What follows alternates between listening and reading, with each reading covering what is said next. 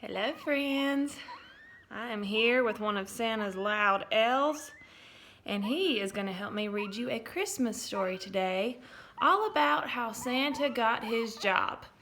But since he can't really read that well, he's just going to make a cameo appearance in the video, and then I'm going to hand him off, okay? So say hello, his name is Leo, by the way.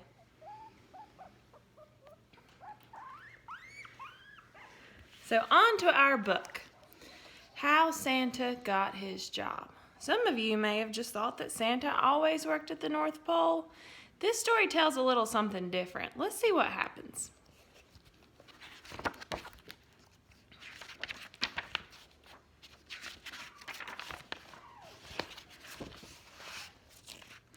When Santa Claus was a young man, he went out looking for a job. Santa wanted no parts of the desks or offices. He liked to stay on the move.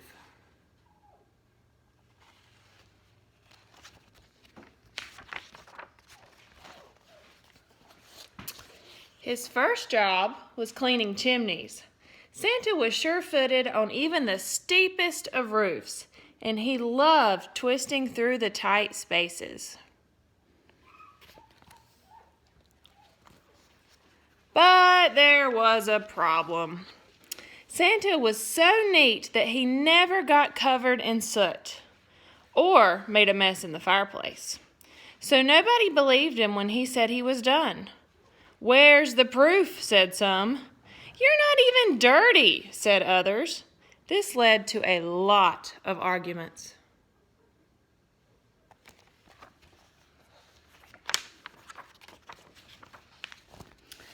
So Santa worked for the post office next, where everyone could see that he was doing his job. Santa's favorite part was bringing packages to people all over town. Waiting in traffic was frustrating, though. It's silly to waste all this time, he decided. To speed things up, he started making deliveries in the middle of the night. I bet you can guess what happened there. But there was a problem. No one was glad to see him at that hour. No postmaster got so many complaining letters that Santa had to leave.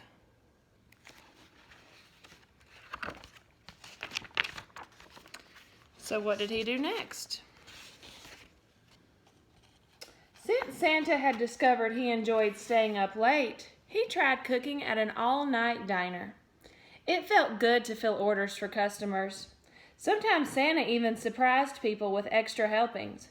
"Oh, I couldn't eat another bite," many of them insisted. Well, maybe just one. But there was a problem. Every night Santa tasted and sampled and tasted some more before he brought anything out of the kitchen. He gained a lot of weight.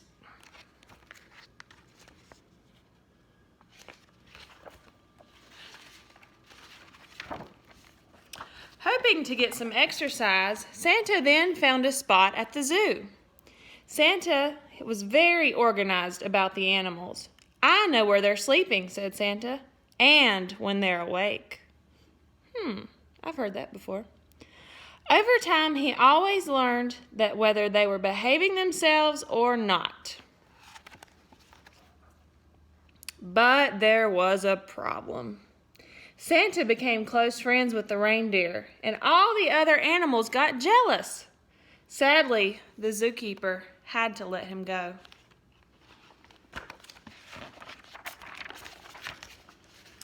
By now, Santa was starting to get discouraged. He didn't even notice the reindeer, they were doing behind him. They worked hard to cheer him up. I can kind of see where this story is going now, huh? Well, together they joined the circus. Soon the reindeer were shooting Santa out of a cannon 3 times a night. Santa liked flying through the air and wearing his new costume, and he was a big success. But there was a problem. The ringmaster wanted to build up the suspense. "You need to look frightened," he told Santa. "We want the crowd to worry about you." But Santa was having too much fun for that. "Ho, ho, ho," he always cried as he flew through the air. So the crowd wasn't worried at all.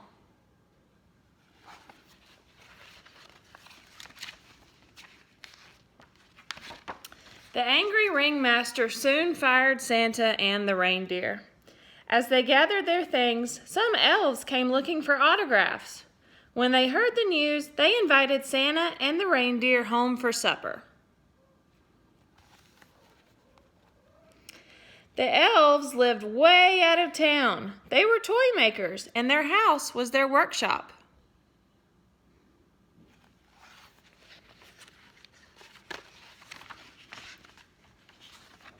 Santa was amazed. "Children must love these toys," he said. The elves looked embarrassed. They only made toys for their own pleasure. Selling them was too much trouble. "What if you give them away?" asked Santa. The elves hadn't thought of that. "I could deliver them for you," Santa offered. There were enough toys for children all over the world. The elves smiled and hired him on the spot. The elves made Santa a special sack that was always big enough no matter how many toys were put in it. And then they built him a sleigh. The polar bears offered to pull it. They were very strong and whipped Santa across the snow. But there was a problem.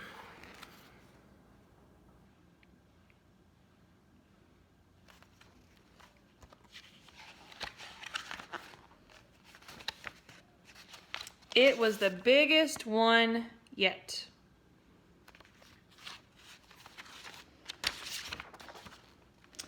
To Santa's surprise, this problem could be solved.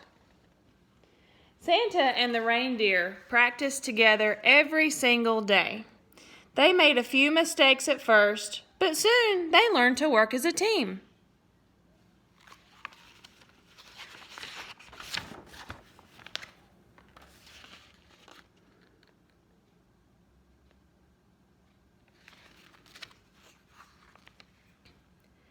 In the darkest part of winter, when people needed their spirits lifted the most, Santa got ready to go. As the elves said goodbye, they gave Santa an emergency kit. It held a compass, ski goggles, cough drops, and other things.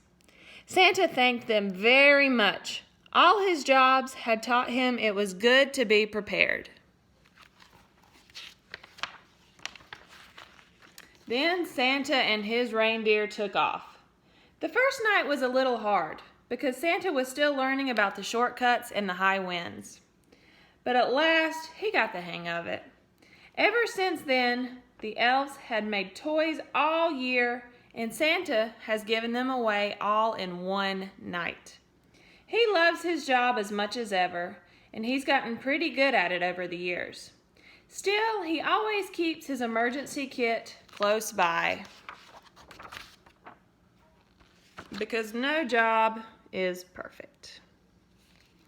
So me and my little elf, who is coming back towards us now, hope you loved this book about how Santa really got his job.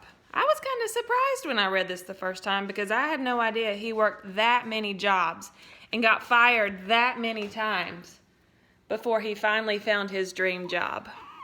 So me and my elf Leo want to wish you a wonderful Christmas holiday and hope you enjoyed learning about our book. See you guys later. Bye.